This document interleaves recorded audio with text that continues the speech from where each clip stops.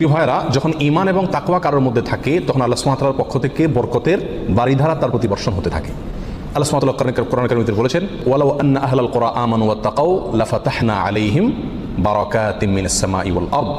যদি কোনো জনপদের লোকেরা ঈমান আনে এবং তাকওয়া অবলম্বন করে তাহলে আমি আসমান থেকে এবং জমিন থেকে, উপর থেকে নিচ থেকে, উভয় দিক থেকে বরকতের সমস্ত দুয়ার খুলে দেব। সম্মানিত ভাইরা, এই জন্যই দেখা যায় সারা পৃথিবীতে অন্য ধর্মের মানুষেরা, অমুসলিমেরা কোনো কোনো দিক থেকে অনেক বেশি সুখে শান্তিতে আছে বলে আমাদের কাছে মনে হয়, কিন্তু আসলে সুখে শান্তিতে খুব একটা নাই। বিভিন্ন জরিপ বলছে সুসাইড বা আত্মহত্যার পরিমাণ তাদের মধ্যে বেশি।